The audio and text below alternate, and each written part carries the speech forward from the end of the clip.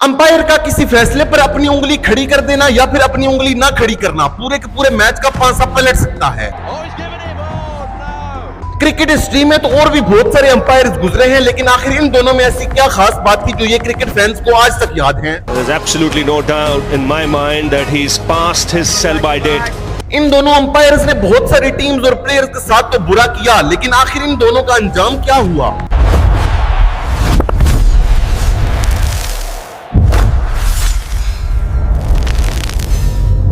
अस्सलाम वालेकुम।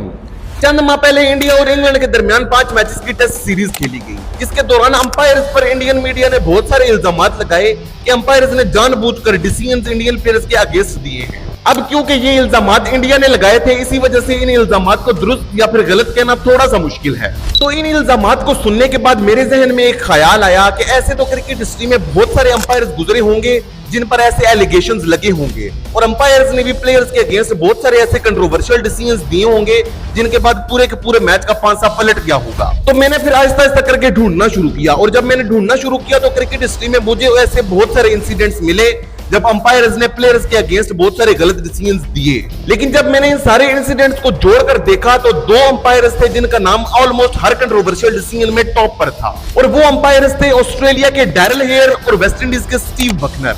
आखिर ये दोनों लोग कौन थे, इन्होंने अपने अंपायरिंग करियर की शुरुआत कैसे की, और आखिर उन्होंने क्रिकेट हिस्ट्री के कौन कौन से मैचेस में कौन कौन से कंट्रोवर्शियल डिसीजंस दिए? आइए एक एक करके समझाता हूं आपको। तो सबसे पहले बात करते हैं डैरल हेयर की। डैरल हेयर एक ऑस्ट्रेलियन अंपायर थे। उन्होंने अंपायर बनने से पहले ऑस्ट्रेलिया में डोमेस्टिक क्रिकेट भी खेली थी, लेकिन वो खुद तो अच्छे बैट्समैन या अच्छे बॉलर नहीं बन सके, इसीलिए उन्होंने फैसला किया कि अब वो अंपायर बन के बैट्समैन और बॉलर से बदला लेंगे।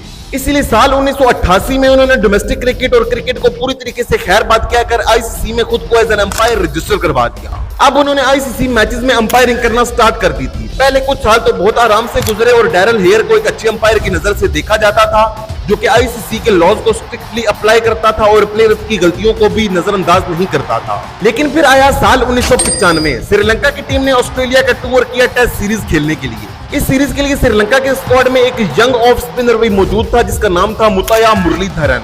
मुताया मुरलीधरन इस सीरीज से पहले 22 टेस्ट मैचेस खेल चुके थे और टेस्ट क्रिकेट में तकरीबन 6000 डिलीवरीज डाल चुके थे। लेकिन फिर आता है Sri Lanka versus Australia 1995 test series का सेकंड टेस्ट मैच, जो कि बॉक्सिंग डे टेस्ट मैच था और मेलबर्न क्रिकेट ग्राउंड में खेला जा रहा था। मैच के पहले दिन जब बॉलिंग करने के लिए मुताया मुरलीधरन आए तो बॉलिंग एंड पर अंपायर थे डैरल हेयर। मेरे ख्याल से तो डैरल हेयर ने उस दिन सोच लिया था कि वो आज ही मुताया मुरलीधरन का कैरियर हमेशा के लिए खत्म कर देंगे। मुताया मुरलीधरन ने जब बॉलिंग करना शुरू की तो मुताया मुरलीधरन के पहले 3 ओवर्स में ही डैरल हेयर ने उनकी 7 डिलीवरीज को नो बॉल दे दिया। अब डैरल हेयर की मुरलीधरन की इन 7 बॉल्स को नो बॉल देने के पीछे वजह यह थी कि डैरल हेयर का कहना यह था कि मुताया मुरलीधरन की आर्म बेंड हो रही है और वो अपनी आर्म को 15 डिग्री एंगल पर रोटेट नहीं कर रहे, मींस कि उनका बॉलिंग एक्शन ठीक नहीं है और आईसीसी के लॉज के अगेंस्ट है। जब 6 बॉल्स को डैरल हेयर ने नो बॉल करार दिया तो एंड में आकर मुरलीधरन ने एक नॉर्मल ऑफ स्पिन डिलीवरी डाली, उसे भी डैरल हेयर ने नो बॉल करार दे दिया। अब इन सब चीजों को देखते हुए फैंस और क्रिकेट एनालिस्ट को यही लगा कि डैरल हेयर क्योंकि ऑस्ट्रेलियन अंपायर हैं इसीलिए वो बायस हो रहे हैं और ऑस्ट्रेलियन टीम की हिमायत कर रहे हैं। लेकिन जब ओवर खत्म हुआ तो मुताया मुरलीधरन ने गुस्से में डैरल हेयर से कैप ली नहीं बल्कि उनके हाथ से कैप छीन ली।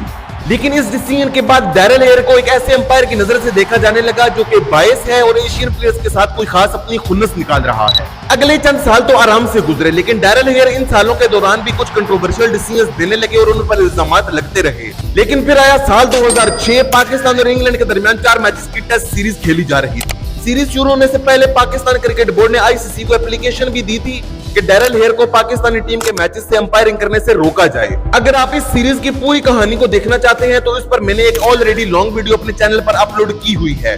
इसमें मैंने फॉर्मर क्रिकेटर्स और क्रिकेट एनालिस्ट के रिव्यूज भी डाले हैं, तो आप उसे जाकर भी चेकआउट कर सकते हैं। पाकिस्तान क्रिकेट बोर्ड ने तो आईसीसी को एप्लीकेशन दी थी, लेकिन आईसीसी ने पीसीबी की इस रिक्वेस्ट को नजरअंदाज कर दिया और डैरल हेयर को एज एन अंपायर बरकरार रखा। लेकिन फिर आया इस सीरीज का चौथा टेस्ट मैच, जो कि ओवल के ग्राउंड में खेला जा रहा था।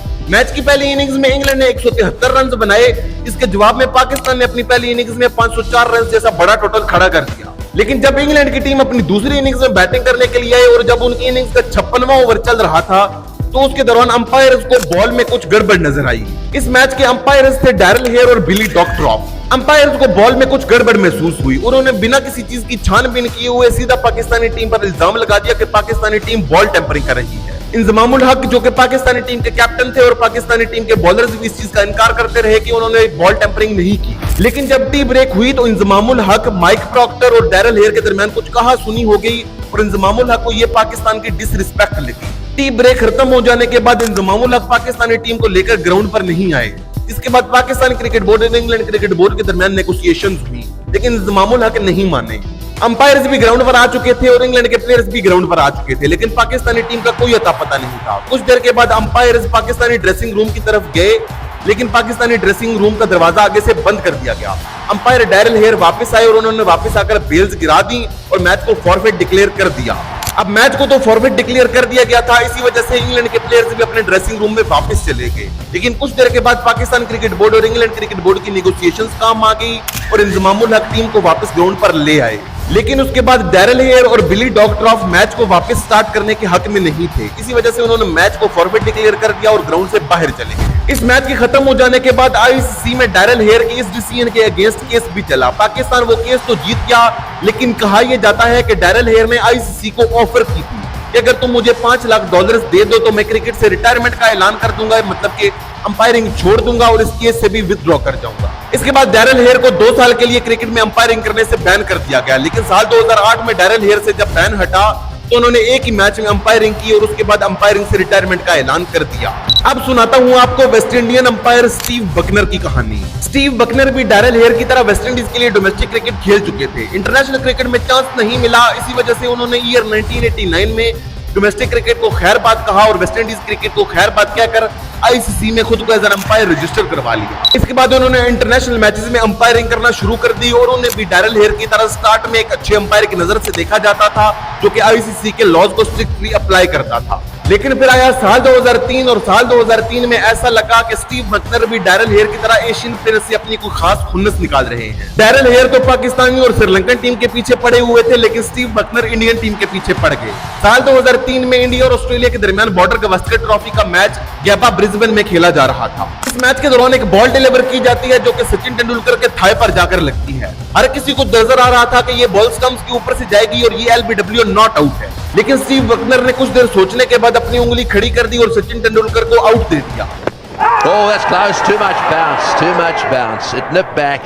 Oh, he's given him. Oh, no. लेकिन फिर आई साल 2008 के बॉर्डर गावस्कर ट्रॉफी और इस सीरीज का दूसरा टेस्ट मैच जो कि सिडनी क्रिकेट ग्राउंड में खेला जाना था। मैच शुरू हुआ और ऑस्ट्रेलिया ने पहली इनिंग्स में अपनी बैटिंग शुरू की। ऑस्ट्रेलिया की चंद विकेटें जल्दी ही गिरी, लेकिन फिर आया गलत अंपायरिंग डिसीजंस का वो तूफान जो कि इंडिया को बहा कर ले गया। इस मैच में अंपायरिंग कर रहे थे स्टीव बकनर और मार्क बेंसन। ऑस्ट्रेलिया की विकेटें गिरती रही और फिर बैटिंग करने के लिए आए एंड्रयू साइमंड्स जब 30 रन पर बैटिंग कर रहे थे तो अचानक से एक बॉल उनके बैट से लगी और कीपर ने एक आसान सा कैच पकड़ लिया।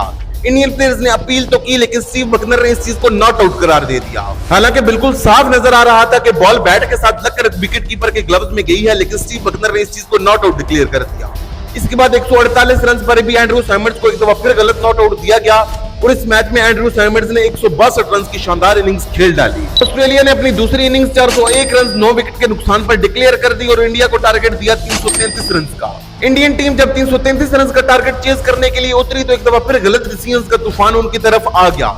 सबसे पहले गलत डिसीजन आया सौरव गंगुली का। सौरव गंगुली के बल्ले से एक एज निकली और वो बॉल सीधा स्लिप्स में गई, लेकिन स्लिप्स में जब माइकल क्लार्क ने उस गेंद को उठाया तो उन्होंने उस चीज को कैच क्लेम कर लिया। लेकिन जब रीप्ले में चेक किया गया तो बॉल सीधा बाउंस करके माइकल क्लार्क के हाथ में गई थी, लेकिन थर्ड अंपायर ने इस चीज को नोटिस नहीं किया और उन्होंने सौरव गंगुली को आउट डिक्लेयर कर दिया। उसके बाद दूसरा बड़ा गलत डिसीजन आया इंडिया की दूसरी सबसे बड़ी उम्मीद राहुल द्रविड़ के खिलाफ। राहुल द्रविड़ जब 38 रन पर बैटिंग कर रहे थे तो उन्हें एक बॉल डिलीवर की जाती है। बॉल सीधा राहुल द्रविड़ की टांग से ब्रश करके विकेट कीपर के हाथ में जाती है। ऑस्ट्रेलियन टीम अपील करती है और स्टीव बकनर इस चीज को आउट करार दे देते हैं, लेकिन जब क्लोज एंगल से चेक किया जाता है तो बॉल ने बैट के साथ कोई कनेक्शन नहीं किया था और बॉल सीधा टांग को ब्रश करके विकेट कीपर के ग्लव्स में गई थी। मैच खत्म हो जाने के बाद इंडियन टीम ने आईसीसी में स्टीव बकनर की कंप्लेन की और स्टीव बकनर को इस सीरीज के बाकी मैचेस से अंपायरिंग करने से आईसीसी ने हटा दिया। इस मैच में इतने सारे गलत डिसीजंस के बाद रवि शास्त्री तो स्टीव बकनर को यह मशवरा देने पर भी मजबूर हो गए। There's absolutely no doubt in my mind that he's passed his sell-by date. His shelf period is over. It's time to retire. Steve Bucknor ने रवि शास्त्री का यह मशवरा मान लिया और साल 2008 में ही अंपायरिंग से रिटायरमेंट का ऐलान कर दिया। स्टीव बकनर ने 128 टेस्ट मैचेस और 181 वनडे मैचेस में अंपायरिंग की थी, जबकि डैरल हेयर ने 70 टेस्ट मैचेस और 121 वनडे मैचेस में अंपायरिंग की। इन दोनों ने तो अंपायरिंग से रिटायरमेंट का ऐलान कर दिया, लेकिन इनके बाद क्रिकेट वर्ल्ड में एक बहुत बड़ी रेवोल्यूशन आई कि उसके बाद DRS सिस्टम को क्रिकेट में इंक्लूड कर दिया गया। इसके बाद बॉल ट्रैकिंग और अल्ट्रा सिस्टम को क्रिकेट में लाया गया।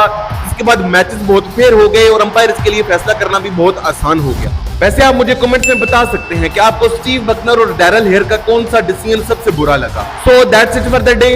Until next time, stay safe, stay healthy and keep watching. Allah Hafiz.